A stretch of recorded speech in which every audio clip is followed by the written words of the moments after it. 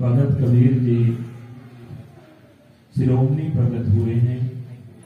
धन गुरु ग्रंथ साहिब जी महाराज में कबीर जी की वाणी दर्ज है, जिसमें भगत की वाणी 15 भक्तों की वाणी गुरु ग्रंथ साहिब में दर्ज है, जिन्होंने निर्गुण भक्ति परमात्मा की निर्गुण स्वरूप की उपमा की और समाज को बताया कि 3 तरह की भक्ति होती है। पहली भक्ति राक्षस भक्ति, जिसमें लोग बलि देते हैं और अपने देवता को खुश करते हैं। दूसरी भक्ति देव भक्ति, जिसके अंदर मूर्ति पूजा की जाती है और विशेष पूजा अर्चनाएं की जाती हैं। विशेष पूजा के कारण बहुत सारा प्रसाद उसी जाति के लोग नहीं खाते, क्योंकि कोई शिव जी की आराधना करता है, कोई राम की करता है, कोई विष्णु की करता है, सब अलग अलग देवियों की करते हैं। तो बहुत सारे लोग एक दूसरे देवी देवता का प्रसाद नहीं खाते, इसलिए दूसरे नंबर पे देव भक्ति आती है और तीसरे नंबर पर जो है निर्गुण स्वरूप भक्ति आती है। जीव पहले जीव के स्वाद के लिए जीवों का बलि देता है, उसके बाद उसको दया जागती है तो वो देव भक्ति की तरफ आता है। काफी जन्म देव भक्ति करने के बाद निर्गुण पर भरोसा बनता है, जो इस सारी सृष्टि को चलाने वाला है। इसलिए भगत कबीर जी प्रमाण करते हैं कि खाली अगर हम माथा टेकते हैं, चाहे गुरु ग्रंथ साहिब के आगे टेके, तो भी हमारे लिए बुद्धि है। अगर गुरु ग्रंथ साहिब को मानते हैं कि नहीं मानते, जो अंदर लिखा है उसको जीवन में धारण नहीं करते हैं, तो ये भी बुत परस्ती है। अगर मंदिर में जाके माथा टेकते हैं राम को और रावण के गुण अपने अंदर धारण करके रखते हैं, तो वह भी बुत परस्ती है, क्योंकि जिसको माथा टेका उसके गुण नहीं धारण किए, तो हमने क्या किया, समाज में लड़ाई झगड़ा डाला। इसलिए हर जगह गुरुवाणी गुरु कहते हैं कि अगर खाली माथा टेकोगे तो ये बुत परस्ती है, और अगर तुमने जिसको माथा टेका उसके गुणों को धारण कर लिया तो तुम्हारा जीवन सफल है। तो इसलिए गुरु महाराज ने मन रे संसार अंध गहेरा, ये संसार जो है अंधों की न्यायी, अंधा वो नहीं होता जिसकी आंखें नहीं है। बहुत बार जीव सोचता है कि अंधा है ये, अंधा वो नहीं, अंधा वो है जिसको दिख रहा है मगर फिर भी उसको सच नहीं पता चलता। इसलिए जीवन में जो है हमने हमेशा अपने गुरु के दिखाए हुए मार्ग को अपनाना है। भगत कबीर जी कहते हैं कि बड़ी बड़ी जटाएं जोगियों ने रखी, बड़े बड़े सुंदर गले से पंडित वेदों का उच्चारण करते हैं, मगर संसार की मोह माया में आकर के ग्रस्त होकर के उनका पतन हो जाता है। वह परमात्मा के निर्गुण स्वरूप तक नहीं पहुंचते।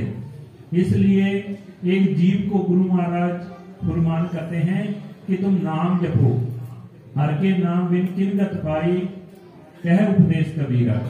हरि के नाम के बिना हमारी गत नहीं हो सकती। एक बार की बात है कि गुरु अर्जन देव जी के पास एक जाति से बनिया आया और उसने आकर के कहा कि महाराज मेरा व्यापार डूब गया है और ऐसी हालत है कि 2-2 दिन हमारे परिवार को भूखा रहना पड़ रहा है। मेरा लाखों का व्यापार था और आज कुछ भी नहीं है, आप कृपा करो। तो गुरु अर्जन देव जी को उस समय कोई 25 आने जो होते हैं वो चढ़ा के गया था। गुरु अर्जन देव जी के हाथ में थी वो माया। उन्होंने उसको देते हुए कहा कि ये संगत का दसवंध है, इसके बदले तुम्हें दसवंध निकालना पड़ेगा। अगर सच्चे गुरु वाले हो और गुरु से आज आशीष लेकर के जा रहे हो तो ये ले जाओ और इससे व्यापार शुरू करना, और जीवन में याद रखना कि गुरु ने दिया है, बख्शिश की है, दसवंध निकालते रहना, बरकतें होती रहेंगी। 2-3 वर्ष बीत गए। एक बार फिर एक व्यक्ति फरियादी गुरु जी के पास आया, गुरु अर्जन देव जी के पास। उसने फरियाद की कि महाराज मेरी 3 बेटियां जवान हैं, एक साथ शादी करनी है, आप मेरी सहायता करो। गुरु महाराज कहने लगे कि 2-3 वर्ष पहले एक बनिया मेरे पास आया था और पुराने शहर में गया है व्यापार करने।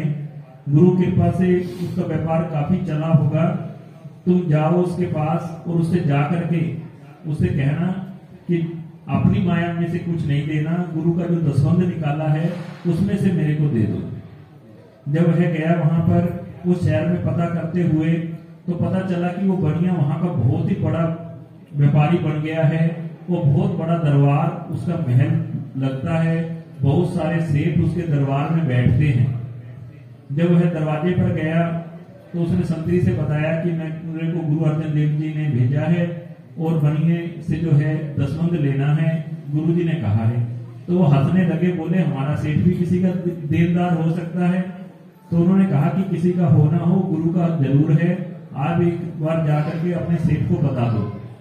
अंदर जाकर के संतरियों ने बताया कि गुरु जी, सेठ जी आपसे कोई धन लेने के लिए आया है और आपसे लेन देन की बातें कर रहा है। तो उन्होंने कहा कि दरबार में बुला लो। दरबार में बुलाया तो आदमी के जब सुख आ जाता है ना, सुख के बहुत संगीत है, सुख के अंदर बंदा परमात्मा को भूल जाता है कि वो परमात्मा हमारे को पल पल देखता है। जब हम दुख में अरदास करते हैं तो सच्ची अरदास करते हैं, और जब सुख के अंदर आ जाते हैं तो हम परमात्मा को बिसर जाते हैं।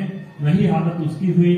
जब उसने जाकर के बताया कि गुरु अर्जन देव जी ने मुझे भेजा है और कहा है कि जो दसवंध की माया इकट्ठी की है वह मेरे को दे दीजिए, तो बनिया कहने लगा कि भाई मेरे तो यहाँ देख लो 9 हिस्सेदार बैठे हैं, यहाँ पे 10वां मेरा पार्टनर ही नहीं है, मैं तुम्हें दसवंध कहां से दे दूं।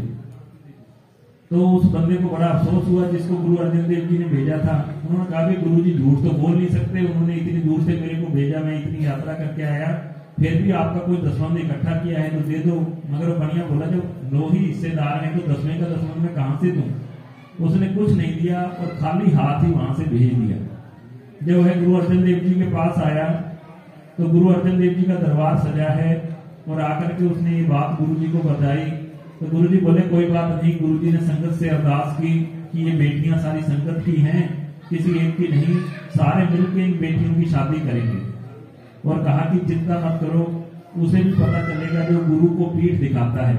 निगरा वो नहीं होता जिसने गुरु धारण नहीं किया, निगरा वो होता है जो गुरु के हुक्म को मोड़ता है। गुरु धारण करके जो पीठ दिखा दे उसको निगरा कहा है। कुछ समय बीता, 6-7 महीने में बनिए का व्यापार ठप हो गया, और ऐसा ठप हुआ कि द्वारा एक एक रोटी के लाले पड़ गए, व्यापार में इतना घाटा हो गया। उसको फिर याद आई कि जब मेरे पर इतना बुरा समय आया था तो गुरु अर्जन देव जी ने मेरे को वो 25 आने दिए थे, और उससे आकर के मैंने व्यापार किया था इस नगर में। वह वापस आया पूरे परिवार के साथ रोता हुआ गुरु अर्जन देव जी के दरबार में। तो गुरु जी ने पहले तो कहा कि मैं पहचानता नहीं कौन हूं। तो उसने कहा कि मैं वही बनिया हूं जिसे आपने 25 आने दिए थे। गुरु जी बोले अच्छा, तो तुमने तो दसवंध के लिए मेरे से वादा किया था कि मैं दसवंध निकालूंगा, तो तुम तो कह रहे थे कि मेरे 9 ही हिस्सेदार हैं, 10वां है ही नहीं। तो वो बोला मेरे से गलती हुई गुरु जी, मैं आगे से ये गलती नहीं करूंगा, आप कृपा द्वारा करें, मुझे फिर वो 25 आने दें जिससे मेरा व्यापार चल पड़े। यहाँ पे गुरु जी ने कहा कि अब तो जितना तेरा सिमरन होगा, जितनी तेरी बंदगी होगी, उतना ही तेरा व्यापार चलेगा। तो कहने का भाव है जब गुरु के दर पे आए तो यहाँ पे हम कई बार सोचते हैं कि कुछ चढ़ाएं, तो चढ़ाते चढ़ाते रुक जाते हैं कि कौन सा कोई देख रहा है, किसको पता चल रहा है। मगर जो गुरु का दसवंध होता है वो इंसान अगर चढ़ाता रहे तो उस घर में बीमारी नहीं आएगी, और उनके जो लाखों रुपए दवाइयों में लगने हैं वो नहीं लगेंगे। अगर 1 लाख खर्च हो रहे दवाइयों में तो 10,000 से हमारा पीछा छूट जाएगा। मगर जो इंसान दसवंध नहीं निकालता उसके लाखों रुपए डॉक्टरों को उसको देने पड़ते हैं, क्योंकि वो उनका कर्जा है, वो पूरे का पूरा चुकाना पड़ता है। इसलिए कोशिश करनी चाहिए कि हमें सिमरन भजन बंदगी के साथ दसवंध निकालें और गुरु चरणों से जुड़ रहे हैं। वाहिगुरु जी का खालसा, वाहिगुरु जी की फतेह। राम राम। गुरु ग्रंथ साहिब जी महाराज की गोद का माननीय साध संगत जी, एक बेनती हो रही है समूह संगत से, जो भी परिवार सेवा में हिस्सा डालना चाहें, जो हमारा लंगर चलता है,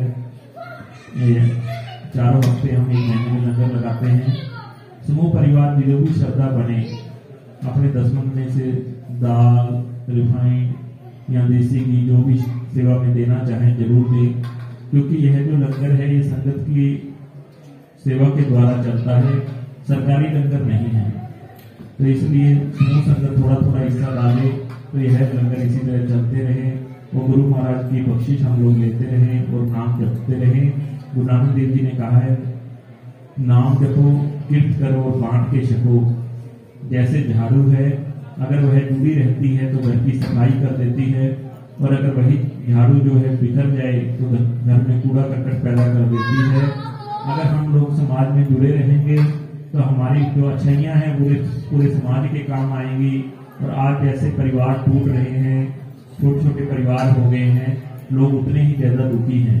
इसलिए समाज में जब कोई समाज टूटता है तो उसका फायदा बाहर वाले उठाते हैं और उसमें प्रवेश कर जाते हैं। इसलिए हमें एकजुट रहना है और गुरु के बताए हुए मार्ग को अपनाना है। वाहिगुरु जी का खालसा, वाहिगुरु जी की फतेह।